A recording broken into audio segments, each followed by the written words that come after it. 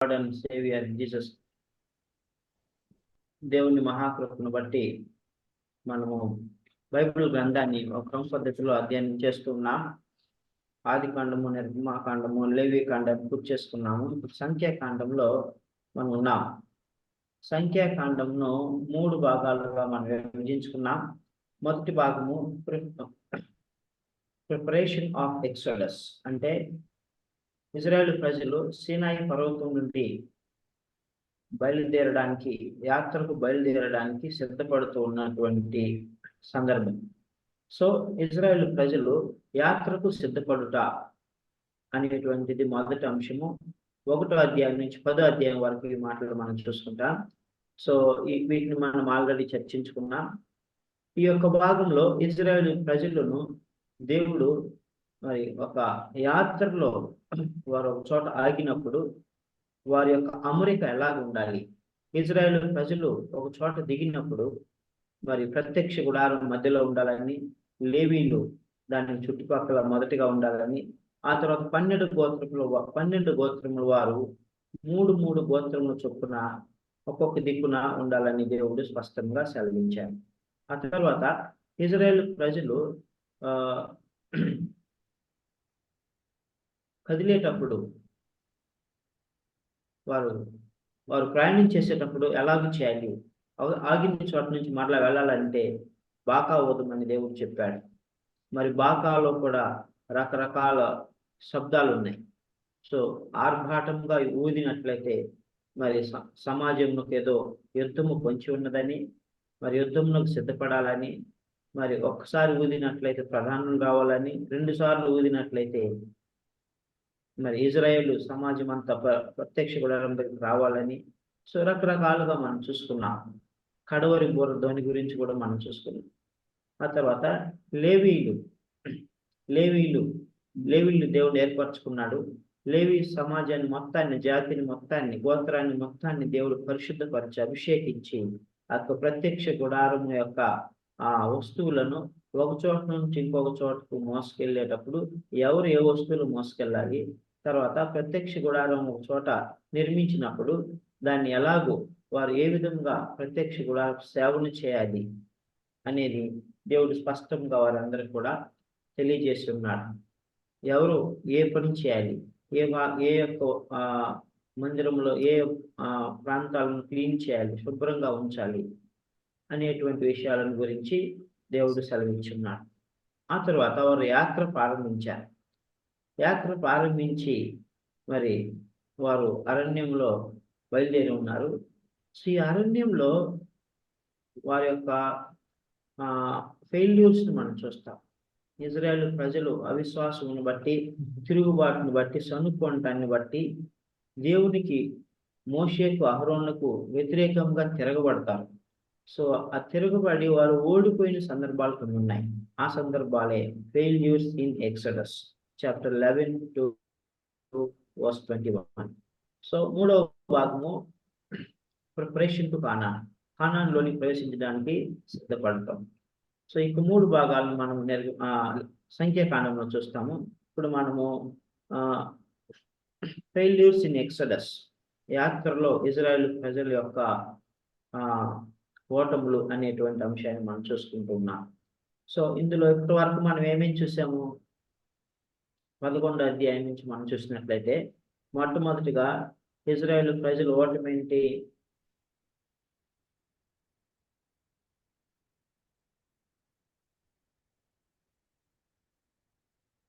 Israel ప్రజలు ఏ విషయంలో తప్పిపోయారు, ఏ విషయంలో తిరుగుబాటు చేశారు? నంబర్ 1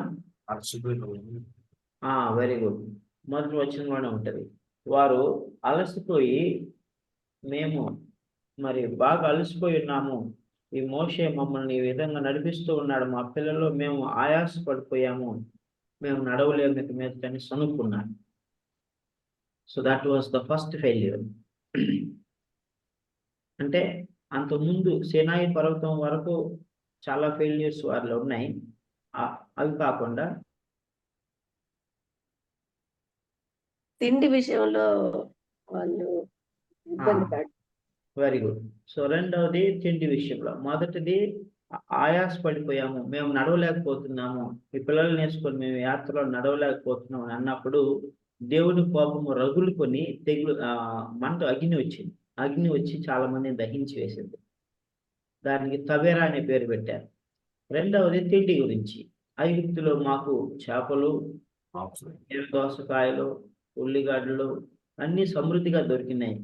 ఈ అరణ్యంలో మాకు మన్నా తప్ప ఏమీ లేదు, మేమేం తినాలి అని తిండిపోతులుగా తిరగబడినారు. అప్పుడు దేవుడి కోపం వారి మీద రగులుకొన్నది. తర్వాత మూడవది తిరుగుబాటు. మిరియాము అహరోనుల తిరుగుబాటు. వారు మోషేకు వ్యతిరేకంగా మాట్లాడి ఉన్నారు. మిరియాము అహరోనులు. మిరియాము మోషేకు పెద్దక్క, తర్వాత అహరోను మోషేకు పెద్దన్న. సో వారే తిరుగుబాటు చేశారు. దేవుడు మాతో మాట్లాడట్లేదా, మీతోనే మాట్లాడుతున్నాడా అని అన్నప్పుడు దేవుని యొక్క మహిమ మందిరం మీద దిగొచ్చింది. వారు ముగ్గురిని అక్కడ రమ్మన్నాడు. వచ్చినప్పుడు మీరు నా దాసుడైనటువంటి మోషేతో మాట్లాడినప్పుడు మీరు భయపడనేలా, మీరు ఎందుకు భయపడలేదు అని అంటాడు. అని మోషే నా ఇల్లంతట్లో నమ్మకమైన వాడు, మోషే భూమి మీద ఉన్న వారందరికంటే సాత్వికుడు, ఆయనతో నేను ముఖాముఖిగా మాట్లాడతాను అని మోషే గురించి అద్భుతమైన సాక్ష్యాన్ని చెప్తాడు. అప్పుడు తద్వారా అహరోను పశ్చాత్తాపడతాడు. మిరియాం కుష్టి వచ్చి 7 దినాలు సమాజం వెలుపల ఉంటుంది. సో దాని తర్వాత 4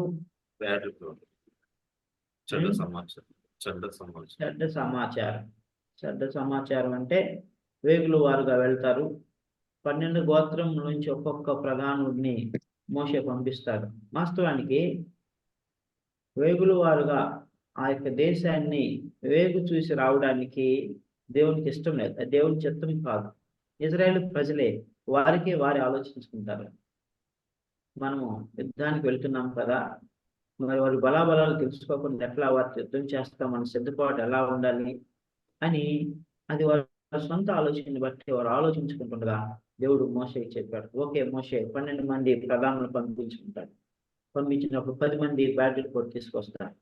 వారు మనకంటే బలవంతులు, వారి ఎదుట వారి కన్ను దృష్టిలో మనం మిడతల వాళ్ళే ఉన్నాం, మనం వారిని జయించలేము, మనం వారికి ఆహారం అయిపోతాం, ఈ అరణ్యంలో చనిపోవడానికే, శత్రువుల చేతులు నశించుకోవడానికే మోషే మనల్ని తీసుకొచ్చాడు అని అవిశ్వాసపు మాటలు పలికినప్పుడు సమాజం అంతటా ఎలుగెత్తి ఏడుస్తారు.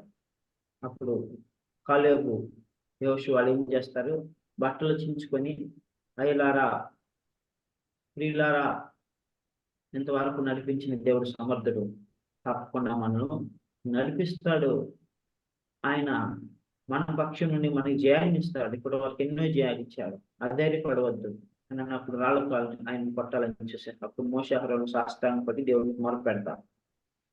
సో ఈ విధంగా మనం చూసినట్లయితే మరి 4 విషయాల్లో ఇజ్రాయేల్ ప్రజలు తిరుగుబాటు చేసినట్లుగా, ఓడిపోయినట్లుగా మనం చూస్తాం. సో తర్వాత మనము 15వ అధ్యాయానికి కనుక్కొని వచ్చినట్లయితే 15వ అధ్యాయంలో దేవుడు కొన్ని సూచనలు ఇశ్రాయేలు ప్రజలకు పాపం గురించి కొన్ని సూచనలు చేస్తారు. సో ఒకటి ఏంటంటే నంబర్ 1 మరి తెలియక చేసినటువంటి పాపము. నంబర్ 2 తెలిసి ఎరిగి చేసినటువంటి పాపము. నంబర్ 3 సబ్బాతు దినమును పాటించకుండా అతిక్రమించడం. అలాంటి వారిని ఏం చేయాలి, వారికి ఏం శిక్ష వేయాలి, ఈ 3 విషయాలు మనకు ఇక్కడ కనబడతాయి.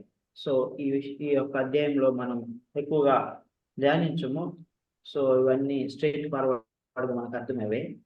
సో ఒక వ్యక్తి తెలియక పాపము చేసిన ఎడల, అతిక్రమించిన ఎడల, ఆజ్ఞను అతిక్రమించిన ఎడల అతడు దహన బలిని, పాప పరిహారార్థ బలిని, నైవేద్య బలిని అర్పించాలి.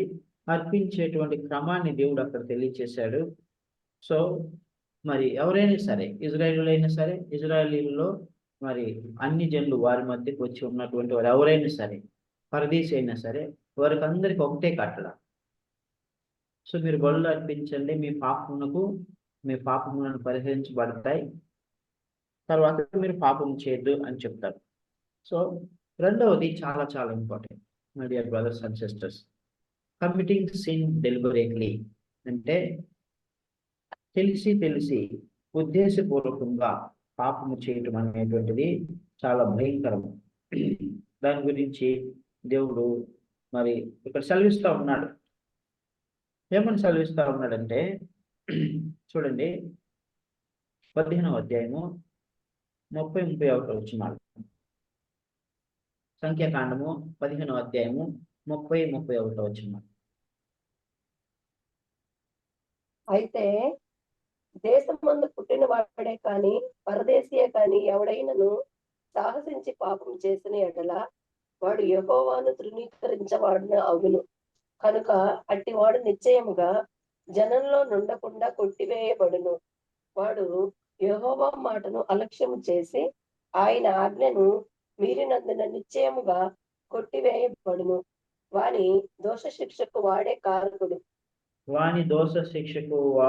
కారకుడు. చూడండి, ఇప్పుడు అంటున్నాడు, ఎవడైనా సాహసించి పాపం చేసినట్లా, జాగ్రత్తగా అర్థం చేసుకోండి. ఎవడైనా సాహసించి పాపం చేసినట్లంటే కావాలని పాపం చేసి, వాళ్ళకి ఆజ్ఞలు తెలుసు, పదాజ్ఞలు తెలుసు, నీతి సూత్రాలు తెలుసు, నైతిక సూత్రాలు తెలుసు. మోషే మరి ఆజ్ఞాపించిన ఆజ్ఞలు, దేవుడు మోషే ద్వారా తెలియజేసిన ఆజ్ఞలు అన్నీ తెలుసు.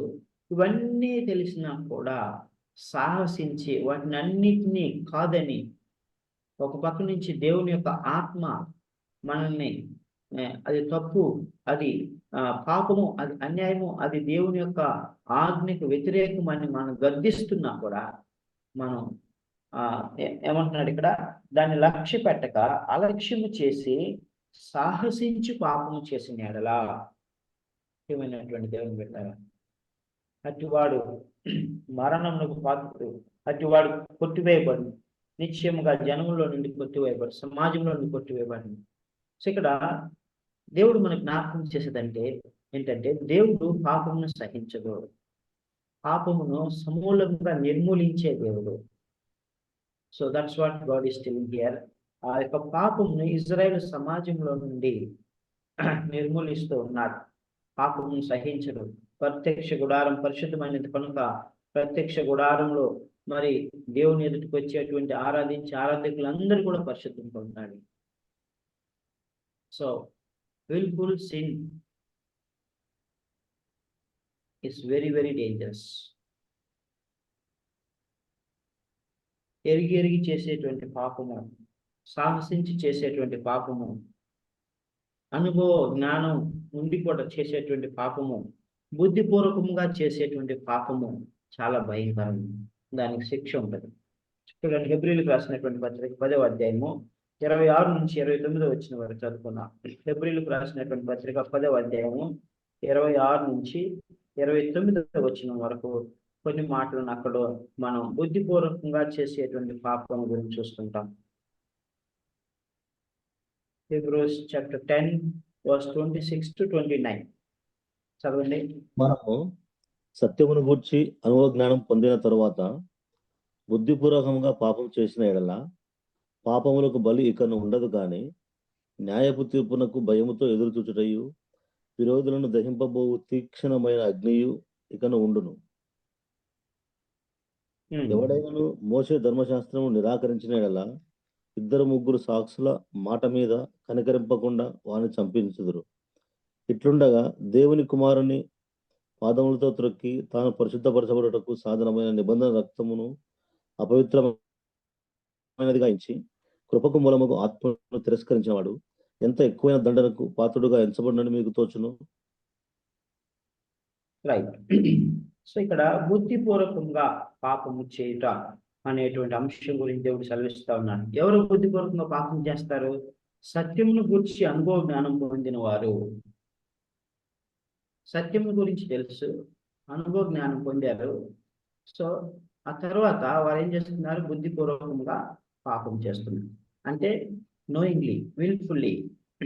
అలాగూ పాపం చేసినటువంటి వారి గురించి దేవుడు ఏం చెప్తున్నాడు? వారికి న్యాయ తీర్పు ఉంటుందంట. వారికి న్యాయ తీర్పు ఉంటుంది. తీక్షణమైన అగ్నియు నికను ఉండును, అంటే అగ్నిగుండం. విల్ఫుల్లీ పాపం చేస్తూ చేస్తూ చేస్తూ వెళ్ళిపోతూ సరి చేసుకోకుండా దేవుని యొక్క గద్దింపును, వాక్యము గద్దింపును, పరిశుద్ధాత్మ గద్దింపులను అలక్ష్యము చేసినట్లా, నిర్లక్ష్యము చేసినట్లా వాడు అగ్నిగుండమునకు పాత్రుడు అని వాక్యం సెలవిస్తా ఉన్నది. న్యాయ తీర్పునకు లోనవుతాడు అని వాక్యం సెలవిస్తా ఉన్నది. Therefore, my dear brothers and sisters, we need to constantly examine ourselves. ఎందుకంటే మనము లోకంతో కూడా మనము పాపులముగా ఎంచబడకూడదు. కొరింథీయులకు రాసిన మొదటి పత్రిక 11వ అధ్యాయము, కొరింథీయులకు రాసిన మొదటి పత్రిక 11వ అధ్యాయంలో అద్భుతమైనటువంటి మాట ఉంటుంది. మనం పరిశుద్ధ బలలో పాల్పంపులు పొందే ముందు మరి చదువుకుంటాం. చూడండి, 31వ వచనం, 11వ అధ్యాయం 31వ వచనం. అయితే మనల్ని మనమే విమర్శించుకునే ఎడల తీర్పు పొందకపోదుము. అయితే మనల్ని మనమే విమర్శించుకునే ఎడల తీర్పు పొందకపోదుము. ఎవరితో తీర్పు పొందము? లోకస్తులతోటి. లోకస్తులకు తీర్పు ఉంటుంది, దేవుని బిడ్డలకు బహుమానాలు ఉంటాయి. సో ఇక్కడ మనం ఏం చేయాలంటే మనల్ని మనం పరీక్షించుకుంటూ ఉండాలి. అందుకని మనం వారానికి 3 సార్లు సంఘంగా కూడుకున్నప్పుడు దేవుని యొక్క వాక్యం మనతో మాట్లాడుతుంది. మన వ్యక్తిగతంగా ప్రార్థన చేసుకొని మన యొక్క బైబిల్ స్టడీ మనం చేసుకుంటున్నప్పుడు దేవుని వాక్యం మనతో మాట్లాడి మనల్ని శుద్ధీకరిస్తూ మనం పవిత్రపరుస్తుంది. తద్వారా మనం ఎప్పుడు మనల్ని మనం విమర్శించుకుంటూ మనం ఏమైనా తెలిసి తెలియక చేసిన ప్రతి పాపమును కూడా ఒప్పుకొని విడిచిపెట్టి మనం ఎప్పటికప్పుడు పరిశుద్ధులుగా ఉంచుకుంటూ ఉంటాం. సో అయితే ఇక్కడ దేవుడు ఏమంటున్నాడంటే అలాంటి వారు బుద్ధిపూర్వకముగా సత్యమును గూర్చి అనుభవ జ్ఞానం పొంది, అంటే మారు మనసు పొంది పరిశుద్ధాత్మ వరాన్ని పొందుకొని ప్రభుతో కూడా నడుస్తూ బుద్ధిపూర్వకంగా పాపం చేసిన వాడే అలాంటి వాడంట దేవుని కుమారుని తన పాదములతో త్రొక్కేవాడంట. ఎంత భయంకరం! ప్రభు అయినటువంటి యేసుక్రీస్తుని తన పాదములతో త్రొక్కేటువంటి దౌర్భాగ్యుడు. రెండవదిగా, తాను పరిశుద్ధపరచుటకు సాధనమైన నిబంధన రక్తమును అపవిత్రమైనదిగా ఎంచి, దేవుని యొక్క పరిశుద్ధ రక్తం ఏం చేస్తాడంట? ఏ రక్తము ద్వారా అయితే మనం కడగబడ్డామో, ఏ రక్తం ద్వారా అయితే మనం విమోచించబడ్డామో ఆ రక్తంను అపవిత్రంగా ఎంచుతాడంట. కృపకు మూలమగు ఆత్మను తిరస్కరించిన వాడు. 3 విషయాలు ఇక్కడ ఉన్నాయి. నంబర్ 1, దేవుని కుమారుని పాదములతో తొక్కుతాడంట ఎవరైతే విల్ఫుల్లీ అంటే బుద్ధిపూర్వకంగా పాపం చేస్తాడో. రెండవదిగా, తాను పరిశుద్ధపరచుటకు సాధనమైన నిబంధన రక్తంను అపవిత్రమైనది ఎంచుతాడంట.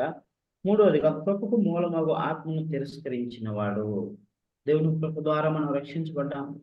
ఆ కృపకు మూలమగు దేవుని యొక్క ఆత్మను, పరిశుద్ధాత్మ గద్దింపును తిరస్కరించేటువంటి వాడు. My dear brothers and sisters, we should be sensitive to the call of the Holy Spirit. We should be sensitive to the warnings of the Holy Spirit. పరిశుద్ధాత్మ గద్దింపునకు మనము రెస్పాండ్ అవ్వాలి. మనము సెన్సిటివ్గా ఉండాలి. లేకపోయినట్లయితే వాత వేయబడిన మనస్సాక్షి మనదవుతుంది. అప్పుడు మనము దేవుని యొక్క సన్నిధి నుంచి దూరం అయిపోతాం. కాబట్టి ప్రియమైనటువంటి దేవుని వెళ్ళాలి, ఎవరు దేవుని వాక్యానికి సెన్సిటివ్గా ఉంటారు, దేవుని యొక్క వాక్యానికి రెస్పాండ్ అవుతారు అని అంటే వాక్యంతో సహవాసము చేసేటువంటి వారు, దేవునితో సహవాసము చేసేటువంటి వారు వాక్యముకు రెస్పాండ్ అవుతారు.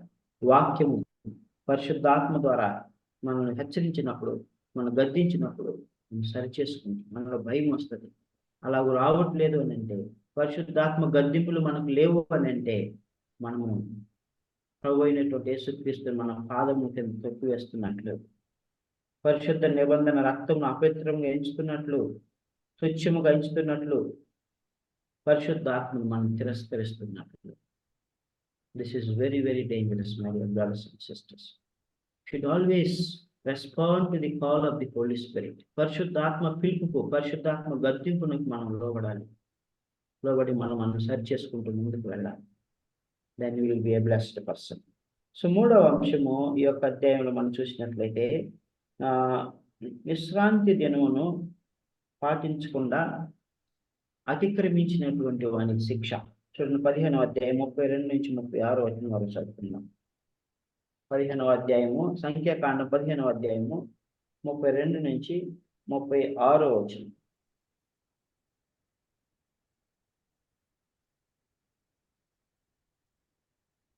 హలో, ఒక్క నిమిషం ఆగయ్యా. ఇశ్రాయేలీలు అరణ్యంలో ఉన్న అయ్యా 16:32గా. ఇశ్రాయేలు అరణ్యంలో ఉన్నప్పుడు ఒకడు విశ్రాంతి దినమున కట్టెలు ఏరుట చూచిరి. వాడు కట్టెల ఏరుట చూచిన వారు మోషే యొద్దకును అహరోను వద్దకును సర్వ సమాజమును వద్దకును వాడిని తీసుకొని వచ్చిరి. వానికి ఏమి చేయవలనో అది విశదపరచుట లేదు కనుక వానిని కావలిలో ఉంచిరి. తరువాత యెహోవా ఆ మనుష్యుడు మరణ శిక్ష నొందవలెను, సర్వ సమాజము పాలెము వెలుపల రాళ్లతో వాడిని కొట్టి చంపవలనని మోషేతో చెప్పెను. కాబట్టి యెహోవా మోషేకు ఆజ్ఞాపించినట్లు సర్వ సమాజము పాలెము వెలుపలకి వాడిని తీసుకొని పోయి రాళ్లతో వాడిని చావ కొట్టెను. ఇక్కడ పరిశుద్ధ దినాన్ని గురించి మనం ధ్యానించుకున్నాం. పరిశుద్ధ దినము దేవునిదని, పరిశుద్ధ దినమును ఏమి చేయకూడదని, దేవుణ్ణి ఆరాధించాలని, దేవుని సన్నిధిలో ఉండాలని మనం నేర్చుకున్నాం. సో ఒక వ్యక్తి కట్టెలు కొట్టడానికి వెళ్ళాడు. అయితే మరి దాన్ని వేరే వాళ్ళు చూసి మోసే దృష్టికి తీసుకొచ్చారు. అప్పుడు అతన్ని పట్టుకొచ్చి ఒక చోట ఉంచారు. వా ఇతను ఏం చేయాలని మోసే మొరపెట్టినప్పుడు మోసే అతను రాళ్లతో కొట్టి చంపివేయము, ఇతరులకు భయం కలుగులాగున మరి పరిశుద్ధ దినాన్ని పరిశుద్ధంగా ఆచరించకుండా ఒక బ్యాడ్ ట్రెండ్ అది ఉంటుందేమో అని చెప్పేసి అతన్ని వెంటనే దేవుడు శిక్షించాడు. ప్రియమైనటువంటి దేవుని బిడ్డ, పరిశుద్ధ దినము, ద హోలీ డే, అది దేవునిది, మనది కాదు. మనము ఆదివార దినమున మనం వేకునే లేచి ఆ దినం కొరకు సిద్ధపడాలి. ప్రభువా, మీ యొక్క పరిశుద్ధ మందిరానికి వెళుతున్నాను, నాతో మాట్లాడు, నన్ను బలపరచు, నిన్ను స్తుతించి ఆరాధించే కృపను నాకు దయచేయి అని సిద్ధపడి ఆ దినమున దేవుని మనం గణపరిచి, దేవుని ఆరాధించి, దేవుని వాక్యం ద్వారా మనం శుద్ధి చేసుకునేటువంటి వారం ఉండాలి. అంతేగాని ఆదివారం అలక్ష్యం చేసి ఆదివారంను మరి ప్రయాణాల కొరకు, ఆదివారం సొంత పనుల కొరకు, ఆదివారం ఆరాధన సమయాన్ని విడిచిపెట్టి మరి మన పనుల కొరకు, ప్రయాణాల కొరకు, కుటుంబ పనుల కొరకు, వ్యక్తిగత పనుల కొరకు, ఆఫీస్ పనుల కొరకు మనం వెచ్చించినట్లా మనం ఆజ్ఞను అతిక్రమించిన వారు మొత్తం. ప్రియమైనటువంటి దేవుని బిడ్డలారా, be careful that holy day is the Lord's day, sabbath day is the Lord's day. అది ప్రభువు దినము, దేవుడు దాన్ని పరిశుద్ధపరిచాడు కాబట్టి దాన్ని మనం అపవిత్రపరచకూడదు. సో అపవిత్రపరిచినటువంటి వ్యక్తి, ఆజ్ఞ మీరినటువంటి వ్యక్తి ఏమయ్యాడు? రాళ్ళతో కొట్టి చంపివేసేసాడు. ఏమైనటువంటి దేవుని బిడ్డలారా, I see many brothers and sisters, it's very painful to see that they take journey on the Lord's day. దేవుని యొక్క పరిశుద్ధ దినమును ప్రయాణంలో వారు చేస్తారు.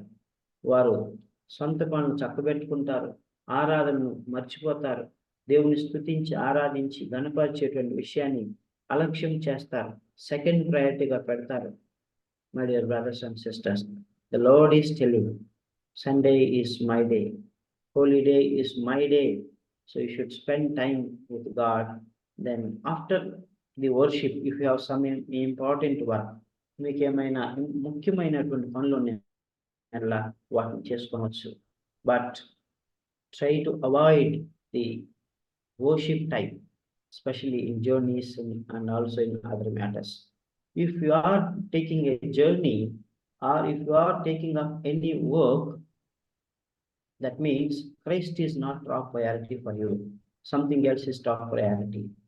That means దేవుని మనం ఏం చేస్తున్నాము? దేవుని మనము అవమానపరుస్తున్నాం. We are dishonoring God. దేవుడు మనల్ని గణపరిచి, మనల్ని హెచ్చించి, మనల్ని ఆశీర్వదించి ఉన్నతమైనటువంటి స్థానాల్లో మనం ఉంచితే మనం దేవుని గణపరచడానికి బదులుగా మనం దేవుణ్ణి గణహీనునిగా చేస్తున్నాం. మనం దేవుణ్ణి మరి అవమానపరుస్తాము, దేవుని దుఃఖ పెడుతూ ఉన్నాం, దేవుని బాధ పెడుతూ ఉన్నాం. My dear brothers and sisters, this is the word of God that we should follow. ఏదైనా some important work, unavoidable work, rarely some office work is there, then it's fine, you can take it. If any emergency has come, family emergency has come, ఏదైనా అత్యవసర పరిస్థితులు కుటుంబాల్లో వస్తాయి, ఉన్న పాటను వెళ్ళిపోవాలి. So then fine, now and then, rarely 1 or 2 occasions, fine. But for our convenience, for our for our safety, for our convenience, we are not supposed to dishonor God on the Lord's day. So ఈ 3 విషయాలు మనకి ఈ యొక్క అధ్యాయంలో కనబడతాయి. ఆ తర్వాత 16వ అధ్యాయంకి వచ్చినట్లయితే 16వ అధ్యాయంలో ఇక్కడ మనకు కొంతమంది వ్యక్తులు కోరాహు అనేటువంటి ఒక లేవీయుడి నాయకత్వంలో మరి మోషేను మరి తిరుగుబాటు చేస్తారు. తిరుగుబాటు చేసి మరి దేవుని దుఃఖపరుస్తారు.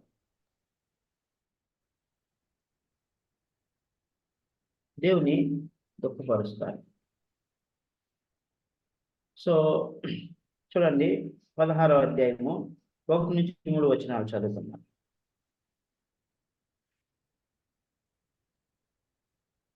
16వ అధ్యాయము 1 నుంచి. లేవికి మునిమనవుడును కహాతుకు మనముడును ఇస్సారు కుమారుడగు కోరహు రూబేనులో ఏలియాబు కుమారులైన దాతాను అభినాదాబు పెలేతు కుమారుడైన ఓసును యోచించుకొని ఇశ్రాయేలులో పేరు పొందిన సభికులను సమాజ ప్రధానులైన 250 మందితో మోషేతో ఎదురుగా లేచి, మోషే అహరోనులకు విరోధంగా పోగుపడి, మీతో మాకు పని లేదు, ఈ సర్వ సమాజంలోని ప్రతి వాడును పరిశుద్ధుడే, యెహోవా వారి మధ్య ఉన్నాడు, యెహోవా సంఘము మీద మిమ్మును మీరేలా హెచ్చించుకున్నారు అనగా, మోషే ఆ మాట విని సాగిలపడిను. అటు తర్వాత అతడు కోరహుతో వాని సమాజంతోను ఇట్లనెను, తనవాడు ఎవడో. సో ఇక్కడ కోరాహు ఎవరు? కోరాహు అడ్రస్ చెప్తా ఉన్నాడు. కోరాహు లేవి మునిమనుడు, కాహాతు మనముడును, ఇస్హారు కుమారుడునకు కోరాహు. ఇతను లేవి వంశస్థుడు, అంటే మోషే ఏ వంశానికి చెందినవాడే ఆ వంశానికి చెందినవాడు. సో లేవీలను 3 కుటుంబాలుగా దేవుడు విభజించాడు: గెర్షోనీలు, కహాతీలు, మెరారీలు. సో ఈ యొక్క 3 వంశాలకు 3 కుటుంబాలకు వేరు వేరు బాధ్యతలు అప్పగించాడు. అందులో ఈ యొక్క కహాతు వంశీయుడైనటువంటి కోరాహు. సో ఇతను ఏం చేశాడంటే, ఇతను మరియు ఇంకా 3 తోడు చేసుకున్నాడు. ఎవరు? రూబేని వంశంలో నుండి దాతాను, అభిరాములను మరియు ఓను. సో కోరాహు, దాతాను, అభిరాము, ఓను, ఈ 4 కూడా కలిసి ఒక 250 మందిని తోడు చేస్తున్నారు. ఒక కోరాహు అనేటువంటి వ్యక్తి మంచి నాయకుడు, ఒక బాధ్యత కలిగినటువంటి వ్యక్తి, పలుకుబడి కలిగిన వాడు. ఏదైనా చెప్తే వాళ్ళు ఆయన మాట వినేటువంటి వారు ఉన్నారు. సో అయితే కోరాహు ఏం చేశాడంటే, వేరొకరి పదవిని ఆశించాడు. మోషే పదవిని ఆశించాడు, మరియు అహరోను పదవిని ఆశించాడు. ఆశించేమనుకున్నాడు, అందరూ వారిని మోషేకి ఎదురుగా లేచాడు. మరియు మోషే అహరోనులకు విరోధముగా జనాన్ని పోగు చేశాడు. ఎంతమందిని పోగు చేశాడు?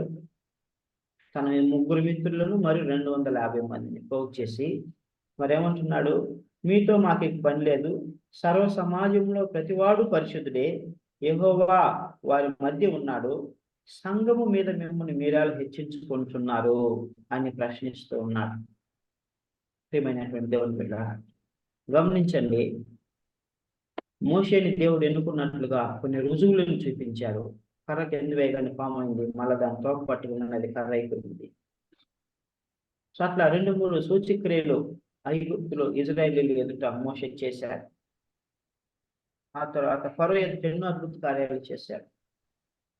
మోషే దేవుని మహిమను చూడటం వాళ్ళు చూశారు. కొండ మీదకి అక్కడ వెళ్ళిపోవడం చూశారు. ఇవన్నీ చూసిన తర్వాత కూడా సాతానుడు ఈ కోరాహు అనేటువంటి వ్యక్తిలో ఒక దురాలోచన పుట్టించాడు. ఒక దురాలోచన పుట్టించి కోరాహును రేపాడు. సో కోరాహు ఎవరు? లేవి వంశంలో వచ్చిన వాడే. ప్రియమైనటువంటి దేవుని బిడ్డలారా, do not know how Satan works. సాతాను ఎలాగ పనిచేస్తాడో, ఎప్పుడు ఎవరిలో పనిచేస్తాడో తెలియదు. సాతాను మరి ఒక స్వార్థపూరితమైనటువంటి ఆలోచనని కోరాహులో పుట్టించాడు. అతనికి సేవాభారం ఉంది, కానీ అయితే అది స్వార్థపూరితమైనది. అతనికి కూడా సేవ చేయాలని ఉన్నది, అయితే అతనికి ఒక సేవ అప్పగించబడినది. But is not happy with that. He wanted to take the place of the Moses and also Aaron. My dear brothers and sisters, this is very very dangerous. దేవుడు సమాజంలో, పరిశుద్ధ మందిరంలో కొంతమందిని సేవకులుగాను, కొంతమందిని పెద్దలుగాను, కొంతమందిని పరిచారకులుగాను, కొంతమందిని విశ్వాసులుగాను ఒక హైరార్కీని దేవుడు పెట్టాడు, నిర్మించి ఉన్నాడు. సో వారికి వారి పొజిషన్ని బట్టి దేవుడు వారికి బాధ్యతలు అప్పగించాడు. Then what they should do? They should do all that what God has given them. దేవుడు అప్పగించిన బాధ్యతని వాళ్ళు చేయాలి. అయితే ఇక్కడ కోరాహు మరి ఆ బాధ్యతలు కాకుండా ఉన్నతమైనటువంటి స్థానాన్ని, దేవుడు మోషేకి ఇచ్చిన స్థానాన్ని కోరుకుంటూ ఉన్నాడు. దాన్ని బట్టి దేవుడు ఆగ్రహించాడు. సో ఈ మాట మోషే ఉన్నప్పుడు మోషే ఏం చేశాడు? మోషే ఆ మాట విని సాగిలపడెను. 4వ వచనం మొదటి భాగంలో మోషే ఆ మాట విని సాగిలపడ్డాడు. ఎవరి ఎదుట సాగిలపడ్డాడు? దేవుని ఎదుట. ప్రత్యక్ష గుడారంకి వచ్చాడు. ప్రభువా నీవే మాకు సహాయం చేయి, ఈ విషయంలో నీవే మాకు గైడెన్స్ ఇవ్వు ప్రభువా. ఒక సమస్య రేగింది, ఈ సమస్య పరిష్కారం చూపించి ప్రభువా అని సాష్టాంగ పడ్డాడు. One thing we have been meditating about Moshe. When people rose against Moshe, we ate meat and we ate fishes, we ate onions, garlics, and we ate cucumbers in Egypt. Here we do not have anything. Then Moshe prostrated before God. Moshe bowed down before God. When Israel committed sin at Mount Sinai, they made a gold calf. Then Moses bowed down before God. When people rose against Moshe, then he bowed down before God. He prostrated before God. This is what we need to learn, my dear brothers and sisters. మోషే జీవితంలో నుంచి మనం నేర్చుకునేది, ఆయన ఇల్లంతట్లో నమ్మకమైన వాడు, ఆయన సాత్వికుడు, దానితో పాటు ఆయన ప్రార్థనాపరుడు. ప్రతి విషయమునకు దేవుని సన్నిధికి వెళ్ళి సాష్టాంగపడి మోకరించి, ఒక క్రైసిస్ వచ్చినప్పుడు, ఒక సమస్య వచ్చినప్పుడు సాష్టాంగపడతాడు, ప్రభువుని అడుగుతాడు. అందుకని ఇప్పుడు మనం చూసుకునేటువంటి విషయాలు ఎక్కడ చూసినా కూడా యెహోవా మోషేకు ఇలాగ చెప్పెను అని ఉంటుంది. ఎందుకో తెలుసా? మోషే సాష్టాంగ పడతాడు, మోషే నమస్కరిస్తా, మోషే సాగిలు పడతా. సాగిలు పడేటువంటి వారికి దేవుడు తప్పకుండా సమాధానం ఇస్తాడు. సో క్రైసిస్ వచ్చినప్పుడు క్లియర్గా తెలిసిపోతుంది దేవుడు మమ్మల్ని ఎన్నుకున్నాడు. ఈ యొక్క కోరాహు సాతాను చేత ప్రేరేపింపబడి తిరుగుబాటు చేస్తున్నాడని తెలిసి కూడా మోషే కోరాహుని ఏమంటే మొదటిగా సాష్టాంగ పడ్డాడు. ప్రభువా నువ్వు మాకు సహాయం చేయి అన్నాడు. సో అలా ఏమన్నాడు? తనవాడెవడో, పరిశుద్ధుడెవడో యెహోవాయే తెలియచేస్తాడు. మరి తన సన్నిధికి ఎవరిని దేవుడు రాణించాడో యెహోవాయే తెలియచేస్తాడు. రేపు మీరు ధూపార్తులను తీసుకొని ధూపం వేసి మరి ప్రత్యక్ష గుడారం వద్దకు రండి అని వారికి చెప్తారు. అలాగ చెప్తే వారు ఏమంటారు? మేము రామంటారు. మేము రామని చెప్తారు, తిరుగుబాటు చేస్తారు. అయితే మోషే దేవుని యొక్క కోపం రగులుకొని దేవుడు ఏమంటాడంటే, ఒక్క క్షణంలో వీరందరినీ కూడా నేను నశింపు చేస్తాను, మోషేని ఊరుకుంటానంటాడు. కానీ మోషే మరి దేవుని ఎదుట సాగిలపడి ప్రభువా అలాగ చేయవద్దు, ఈ యొక్క కోరాహును బట్టి ఇజ్రాయేలు జాతిని అంతటిని నశింపు చేస్తావా? వద్దు ప్రభా, క్షమించు, వీరిని క్షమించు అని వేడుకుంటారు. వారు వెంటనే మరి దేవుడు వారిని క్షమిస్తాడు. అయితే దేవుడు అంటాడు, ఈ కోరాహును మరియు తిరుగుబాటు చేసినటువంటి వారిని నేను నిశ్చయంగా శిక్షిస్తాను, వారిని మాత్రము నేను నిర్మూలిస్తాను. అలాంటి పాపము చేసిన వారి సమాజంలో ఉండడానికి వీల్లేదు అని దేవుడు ఏం చెప్తాడంటే, మరి కోరాహు దాతాను అభిరాము నుంచి దూరంగా వెళ్ళండి అంట. అప్పుడు వారందరూ దూరంగా వెళ్ళిపోతారు. అప్పుడు దేవుడు స్పష్టంగా సెలవిస్తాడు. ఏమని సెలవిస్తాడంటే మరి ఈ యొక్క భూమి రెండుగా చీలిపోయి వారు సజీవులుగా ఉండగానే భూమి వారిని మింగివేయను అని అంటాను. సో ఆ విధంగా భూమి రెండుగా చీలిపోయినప్పుడు దాతాను అభిరాములు వారి కుటుంబాలందరూ కూడా సజీవులుగా లోపలికి వెళ్ళిపోతారు. అప్పుడు మరలా భూమి నార్మల్గా అవుతుంది. అది చూసి ఇజ్రాయేల్ ప్రజలందరూ భయక్రాంతులై పారిపోయి భయపడతారు. దేవుడు మోషేని ఏర్పరచుకున్నాడు అని విశ్వసిస్తారు. Earth swallowed life. ఆ తర్వాత 250 మంది వారికి సహకరించిన వారు ఉన్నారు కదా, వారిని దేవుని యొద్ద నుండి ఒక అగ్ని దిగి వచ్చి వారిని దహించి వేసెను అని మనం చూస్తాం. చూడండి 16వ అధ్యాయము 35. మరియు యెహోవా యొద్ద నుండి అగ్ని బయలుదేరి ధూపార్పణము తెచ్చిన ఆ 250 మందిని కాల్చివేసెను. 250 మందిని ఏం చేసిందంటే ధూపార్పణ తెచ్చిన వారిని కాల్చివేసింది. ఏమగ్ని? అది ఏమగ్ని? ఎక్కడి నుంచి వచ్చింది? ఆకాశం నుండి వచ్చింది. ఆకాశం నుండి కాదక, యెహోవా యొద్ద నుండి. మరియు యెహోవా యొద్ద నుండి అగ్ని అది మామూలు అగ్ని కాదు, పరలోకం నుండి. దేవుడు నేను దహించు అగ్ని అన్నాడు కదా, నేను దహించు అగ్ని అన్నాడు. అయితే అదే దేవుడు పరిశుద్ధపరిచే అగ్ని. ప్రియమైనటువంటి దేవుని బిడ్డలారా, ఇక్కడ మనం గమనించినట్లయితే దేవుని వద్ద నుంచి అగ్ని వచ్చి వారిని దహించి వేసి, అహరోను కుమారులను కూడా వారు వేరొక ధూపార్తిని అర్పించి వేరొక అగ్నిని అర్పించినప్పుడు అహరోను కుమారులు ఇద్దరు కూడా చనిపోయారు. యెహోవా యొద్ద నుండి అగ్ని వచ్చి వారిని దహించి వేసెను అని ఉంది. ఎవరు వారు? అహరోను యొక్క కుమారులు, పెద్ద కుమారులు ఇద్దరు. వారిని కూడా దహించి వేసింది. మరొక రోజు పాపం చేస్తే దేవుడు సహించడు. తిరుగుబాటు చేసినప్పుడు వారు దహించి వేసిపడ్డారు. కోరాహు, దాతాను, అభిరాము, ఓనులు వారు ఆ యొక్క భూమి చీల్చబడింది, దానిలోకి వారు వెళ్ళిపోయారు. సో ప్రియమైనటువంటి దేవుని మీద, this is another failure of the Israelites in exodus. ఇది ఇజ్రాయేల్ ప్రజల యొక్క ఓటమి, పాపమును బట్టి ఓటమి. పాపము చేయవాడు ఓటమి పాలవుతాడు, అందులో ఎలాంటి సందేహం లేదు. ప్రియమైనటువంటి దేవుని మీద, సో ఈ విధంగా దేవుడు వారిని శిక్షించాడు. దేవుని యొక్క మహిమ అక్కడికి వచ్చినది. సో దేవుడు వారిని ఆ విధంగా ఆ యొక్క దాన్ని ట్రీట్ చేశారు. పాపమును ఇజ్రాయేల్ సమాజంలో తొలగించారు. చూడండి, ఒక విషయం మీరు గమనిస్తా ఉండండి. మనం కొన్ని సందర్భాలు మనం చూసుకుంటూ వస్తున్నాం. ఇది 4వ సందర్భం లేకుంటే 5వ సందర్భం. సో ఈ యొక్క సందర్భాలన్నింటిలో కూడా ఒక్కటి మనం స్పష్టంగా కనపడుతుంది. ఏంటంటే, ఎక్కడైతే పాపం వస్తుందో పాపమును దేవుడు వెంటనే నిర్మూలిస్తూ ఉన్నాడు, తీసివేస్తూ ఉన్నాడు. దాని అర్థం ఏంటో తెలుసా?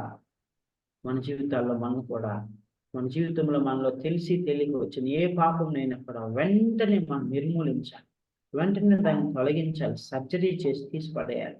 లేకపోతే ఆ పాపం మన శరీరం అంతా పాకిపోయి మనం ఏం చేస్తుంది? మనల్ని అపవిత్రపరుస్తుంది. తద్వారా మన ప్రాణంను అది తీసుకుంటుంది, మన ఆత్మను చంపేస్తుంది, మనం నిత్య నరకానికి వెళ్ళిపోతాం. So all these circumstances they teach us that we should do surgery to the sin in our lives. మన జీవితంలో పాపంలో మనం ఒక ఆపరేషన్ చేసి సర్జరీ చేసి దాన్ని తీసేసుకోవాలి, నిర్మూలించుకున్నాడు. అప్పుడు మనం పరిశుద్ధంగా ఉంటాం, దేవునికి ఇష్టంగా ఉంటాం. ఆ తర్వాత మనం ఇంకా ఏం చేశాడంటే ఆయన వాళ్ళు తెచ్చిన ధూపార్తులు ఉంటాయి కదా, ఆ ధూపార్తులు అవి ప్రతిష్ఠితమైనవి కాబట్టి ఆ ధూపార్తులను తీసుకొని దాని ద్వారా ఒక రేకుని చేసి బలిపీఠం ప్రత్యక్ష గుడారంలో బలిపీఠం మీద దాన్ని ఉంచమంటాడు. ఆ ధూపార్తులు ఎత్తటి రేకులతో చేస్తారు. అలా ఉంచినప్పుడు ఆ బలిపీఠం దగ్గరికి వెళ్ళినటువంటి ప్రతి ఇశ్రాయేలీయుడు దాన్ని చూసి భయపడాలి. ఇదిగో తిరుగుబాటు చేసినటువంటి ఆ యొక్క కోరాహు, దాతాను, అబీరాము, ఓను 250 మంది నశించిపోయారు, దేవుడు శిక్షించాడు. కాబట్టి మనం అలా చేయకూడదని భయం ఉండడానికై దేవుడు వారికి అలాగే చెప్పి ఉన్నాడు. సో తర్వాత 41వ వచనం 42వ వచనంలో మనం చూసినట్లయితే ఇదంతా జరిగిన తర్వాత కూడా మరలా ఇజ్రాయేలీయులు పాపం చేస్తున్నారు, తిరుగుబాటు చేస్తున్నారు, సొమ్ముకుంటూ ఉన్నారు. చదవండి 41, 42 వచనాలు. మరునాడు ఇశ్రాయేలీయుల సర్వ సమాజము మోషే అహరోనులకు విరోధముగా సనుగుచు, మీరు యెహోవా ప్రజలను చంపితిరని చెప్పి సమాజము మోషే అహరోనులకు విరోధముగా కూడెను. వారు ప్రత్యక్ష గుడారము వైపు తిరిగి చూడగా ఆ మేఘము దాన్ని కమ్మెను, యెహోవా మహిమయు కనబడెను. ఇక్కడ మనం గమనించినట్లయితే చాలా స్పష్టంగా దేవుడు సెలవిస్తూ ఉన్నాడు. అప్పుడే కదా కోరాహు, దాతాను, అబీరాములు 250 మంది నశించిపోయారు కదా. అంతలోకి ఇజ్రాయేలు భయపడి అక్కడి నుంచి పారిపోయారు కదా. అయినా బుద్ధి రాలేదు. ఏం చేశారు? వెంటనే మరునాడే మరలా సనుక్కుంటూ ఉన్నారు, తిరుగుబాటు చేస్తారు. ఈ మోషే అహరోనులు కోరాహు, దాతాను, అబీరాము 250 మందిని చంపారు, మీ వలన వాళ్ళు చనిపోయారు, మీరే వారిని చంపారు అని మరలా నేరం వేస్తాము. దేవుని పాపం మరలా రగులుకొని ప్రత్యక్ష గుడారమైన దేవుని మహిమ దిగి వచ్చి మోషేతో అంటున్నాడు, మోషే, ఈ ప్రజలు నేను సహించను, వీరు నశింప చేస్తాను అని అంటే 44 వచ్చి, యెహోవా మీరు ఈ సమాజం మధ్య నుండి తొలగిపోడి, క్షణంలో నేను వారిని నశింప చేయనని మోషేకి సెలవేగా వారు సాగిలపడ్డారు. మరలా మోషే సాగిలపడ్డాడు. మోషే అహరోను మరలా సాగిలపడ్డాడు. ప్రభువా వద్దు నాయనా, వారిని క్షమించు ప్రభు అని చెప్పేసేసి మోషే ఏం చేశాడంటే అహరోను చెప్పి, అహరోను నీ ధూపార్తిని తీసుకొని, ప్రత్యక్ష గుడారమున ధూపార్తిని తీసుకొని, అప్పటికి ఆల్రెడీ తెగులు బయలుదేరిపోయింది, సంహరించబడుతూ ఉన్నారు. మోషే చెప్పాడు, అహరోను నీ ధూపార్తిని తీసుకొని చనిపోయిన వారికి సజీవులకి మధ్యగా వెళ్ళి నిలబడు అని అంటాడు. ఆయన వెళ్ళి అట్లా నిలబడినప్పుడు తెగులు ఆగిపోతుంది. ఆ విధంగా మిగతా వారు బ్రతికిపోతారు, లేకపోతే అందరూ కూడా నశించిపోయేవారు. చూడండి, ఇజ్రాయేల్ ప్రజలు ఎంత దారుణంగా ఉన్నారు. అప్పుడే ముందు రోజే దేవుని శిక్షను చూశారు, కానీ మరునాడే తిరుగుబాటు చేస్తారు. మన జీవితాల్లో కూడా మనం కూడా అంతే. ముందు రోజే మనం క్షమాపణ అడుగుతాం, ప్రభు దగ్గర క్షమాపణ పొందుకుంటాం, ప్రభు మనం క్షమించి మన హృదయాన్ని శుద్ధీకరిస్తాడు. మరునాడే మరొక పాపం చేయడానికి తెలియకుండా మనం తెలుసో తెలియకో మరలా మనం తగ్గిపోతాం, మరలా పాపం చేయడానికి మనం సిద్ధపడతాం, మరలా అబద్ధం ఆడటానికి సిద్ధపడతాం, మరలా పరిశుద్ధ దినాన్ని అపవిత్రపరచడానికి సిద్ధపడతాం. We are nowhere greater than Israelites. Our nature is Israelites nature. మన యొక్క స్వభావం కూడా ఇజ్రాయేలీల స్వభావమే. అందుకని మన మేలు కొరకు ఇవన్నీ రాయబడినాయి. My dear brothers and sisters, we should not be so. అయితే మనం చేయవలసింది ఏంటంటే ఎప్పటికప్పుడు మనం పరీక్షించుకుంటూ మనం శుద్ధీకరించుకుంటూ ఉండాలి. ఆ తర్వాత 17వ అధ్యాయంలోనికి మనం వచ్చినట్లయితే మోషే మరొక గొప్ప పని చేశాడు. అదేంటంటే కోరాహు, దాతాను, అబీరాములు మోషే యొక్క స్థానాన్ని కోరుకున్నారు, అహరోను యొక్క స్థానాన్ని కూడా కోరుకున్నారు. యాజకత్వం మీరేనే చేసేది, మాకు లేదా అని అంటారు. అప్పుడు మోషే ఒక ఉపాయాన్ని పొందుతాడు. అదేంటంటే, so let us again prove whom God has chosen. దేవుడు ఎవరిని ఎన్నుకున్నాడో, దేవుడు ఎవరిని ఏర్పరచుకున్నాడు, ఎవరిని పిలిచాడో ఆ పరిశుద్ధ పరిచర్య కొరకు దాన్ని మనం రుజువు చేయాలి అని చెప్పేసి ఏం చేస్తాడంటే మోషే 12 గోత్రములో ఉన్నటువంటి ప్రధానులను పిలిచి, మీరు ఒక్కొక్క కర్ర తీసుకొని రండి అని అంటాడు. వారు తీసుకుని వచ్చిన తర్వాత మోషే ఆ కర్రలను తీసుకెళ్ళి పరిశుద్ధ ప్రత్యక్ష గుడారంలో మందసం లోపల పెడతారు. మందసం లోపల పెట్టి వచ్చేసేసి మరలా మరుసటి రోజు దాన్ని తీసుకెళ్తారు. వాటినన్నింటిని బయటికి తీసుకొస్తారు. బయటికి తీసుకొచ్చినప్పుడు అందులో అహరోను కర్ర అనేటువంటిది ఏం చేస్తుందంట, అహరోను కర్ర పూత పూసి కాయలు కాసి, బాదం కాయలు కాసి మంచి గెలలను, మంచి కాయలను ఇస్తుంది. మిగతా వారి కర్రలు ఏవి కూడా పూత రాదు, ఫలించవు కదండి. 17వ అధ్యాయం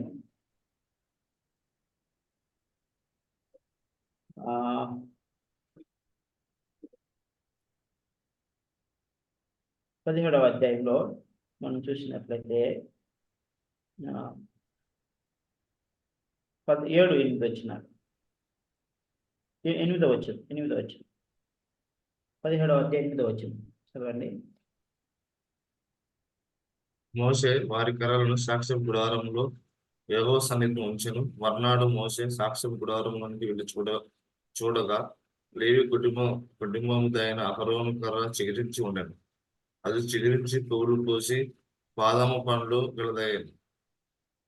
సో అహరోను కర్ర చిగురించి పూత పూసి బాదము పండ్లు గలదాయను. ప్రేమన్నటువంటి దేవుని కర్రను చూశారు కదా, చెట్టు నరికి మన ఇంట్లో కూడా కొన్ని కర్రలు ఉంటాయి, రాడ్స్ ఉంటాయి. సో చెట్టు నుంచి దాన్ని వేరు చేసి దాన్ని చెక్కి దానికి పూత పూసిన తర్వాత మరి దాని నుంచి ఏమైనా రావడానికి అవకాశం ఉందా? దానికి ఏం చేస్తారు? కోటింగ్ వేస్తారు. దానికి కోటింగ్ ఇది వేస్తారు. ఆ కోటింగ్ వేసిన తర్వాత పాడవకుండా ఉండడానికి దాన్ని కోటింగ్ వేస్తారు. ఆ కర్ర వారి ఇంట్లో దాన్ని ఉపయోగిస్తూ ఉంటారు. సో మన తలుపులకు కూడా రంగులు వేస్తాం కదా, ప్రైమర్ కోటింగ్ అని, తర్వాత మన ఇష్టమైన కలర్ వేస్తాం, ఎందుకంటే చెదులు పట్టకుండా. సో అవన్నీ వేసిన తర్వాత అది పాడవదు, చెదులు పట్టదు. సో అంత ఆ చెట్టు నుంచి వేరు చేసి అంత చేసిన తర్వాత మరి అది పూలు పూయటానికి అవకాశం ఉందా? దాని నుంచి కాయలు కాయడానికి అవకాశం ఉన్నదా? అది చిగురించడానికి అవకాశం ఉన్నదా? ఇంపాసిబుల్. అది అసాధ్యము.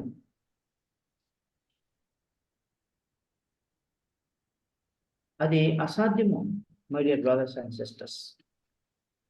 ఆ రాడ్ అనేటువంటిది, ఆ కర్ర అనేటువంటిది చనిపోయిన దానితో సమానమే, నిర్జీవమైన దానితో సమానమే. Lifeless, it doesn't have any life in it. But when it has gone to the presence of God, అది ఎప్పుడైతే ఆ యొక్క ప్రత్యక్ష గుడారంలో మందసం లోపల ఉంచబడిందో, దేవుని సన్నిధిలో ఉంచబడిందో, నిర్జీవమైనటువంటి కర్ర నుంచి జీవం వచ్చేసింది. It is talking about resurrection. పునరుద్ధానము గురించి దేవుడు మాట్లాడుతున్నాడు. పునరుద్ధానము గురించి దేవుడు మాట్లాడుతూ ఉన్నాడు. ప్రియమైనటువంటి దేవుని బిడ్డలారా, మనము గమనించినట్లయితే ఇక్కడ పునరుద్ధానము గురించి దేవుడు మాట్లాడు. నిర్జీవమైనది జీవాన్ని పొందుకుంది, అది సజీవమైనది. సో కాబట్టి that is the proof that God has elected and chosen Aaron to be priest. So దేవుడు ఈ విధంగా ఇజ్రాయేల్ ప్రజలకు స్పష్టమైనటువంటి మెసేజ్ ఇస్తా ఉన్నారు. అహరోను నేను ఏర్పరచుకున్నాను, అతను నా దాసుడు, నా యాజకుడు, ప్రధాన యాజకుడు అని తెలియజేస్తా ఉన్నాడు. My dear brothers and sisters, this is what మోషే హస్ డన్. మోషే ఈ విధంగా చేసి ఇజ్రాయేల్ ప్రజలకు మరలా మరి ఒక రుజువు చూపించి, ఎవరు తిరుగుబాటు చేయొద్దు, దేవుడు ఏర్పరచుకున్నటువంటి ప్రధాన యాజకుడు అహరోను ఆయనకు వ్యతిరేకంగా తిరుగుబాటు చేయొద్దని తెలియజేస్తాడు. సో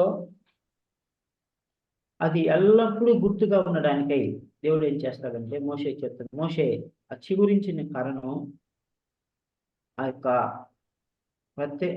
ఆ మందసం లోపలే ఉంచు అని అంటాడు. మన్నా పాత్రను, అహరోను కర్రను మందసం లోపల ఉంచమంటాడు. 10 ఆజ్ఞలను కూడా ఇవన్నీ అక్కడ ఉంచినప్పుడు అవి అలాగునే ఉన్నాయన్నమాట. సో అది తరతరములకు కట్టడ, ప్రజల్లో భయం కలుగునట్లు, ఇజ్రాయేల్ సమాజంలో భయం కలుగునట్లుగా దేవుడు దాన్ని అట్లాగూ ఉంచి ఉన్నాడు.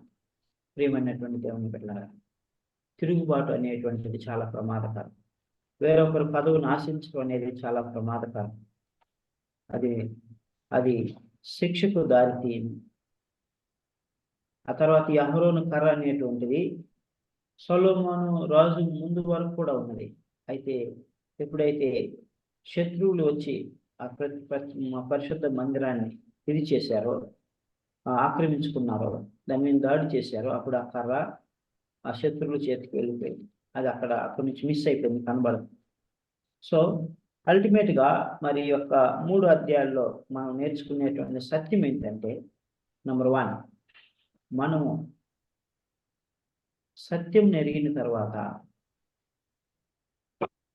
ఉద్దేశపూర్వకంగా, బుద్ధిపూర్వకంగా పాపం చేయకూడదు.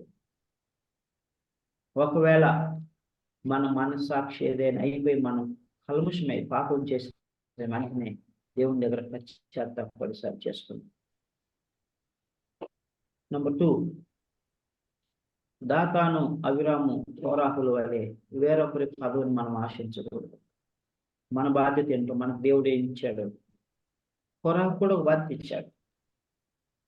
కోరాహు మంచి నాయకుడు, కానీ అహరోను, మోషేలు పదవులు ఆశించి అది పాపం. మనది కానిది మనది కాదు. అంతే, మన యొక్క తలంతులను బట్టి, మన విశ్వాసాన్ని బట్టి దేవుడు మనకు కొన్ని ఇస్తాడు. వాటితో మనం తృప్తి చెందాలి. కావాలంటే దేవుడిని అడగాలి, దేవుడు ఇస్తాడు. అది కాకుండా మన లోగులమై, మన స్వార్థంగా మనం ఏదైనా చేసిన శిక్షకు కూడా అవుతాం. అలాగే చేయకూడదు. అదేవిధంగా మనం సనుక్కొనకూడదు, వణుకొనకూడదు. తర్వాత మోషే వలె సాగిల పట్ట మనం నేర్చుకున్నాము. We have to learn to prostrate before God in crisis. In fact, in all circumstances, ఏ పరిస్థితిలోనే మనం సాగిల పడటం, దేవుని యొద్ద నుంచి పొందుకుంటూ నేర్చుకున్నాం. తర్వాత పరిశుద్ధ దినాన్ని మనం పరిశుద్ధంగా ఆచరించడం నేర్చుకున్నాం. అపవిత్రపరచకూడదు, దేవుని అవమానపరచకూడదు. ఆ విధంగా మనం ఉండాలని ప్రభు మన జ్ఞాపకం చేస్తూ ఉన్నాడు. దేవుడి మాటలను దీవించుగా ప్రార్థన చేసుకుందాం.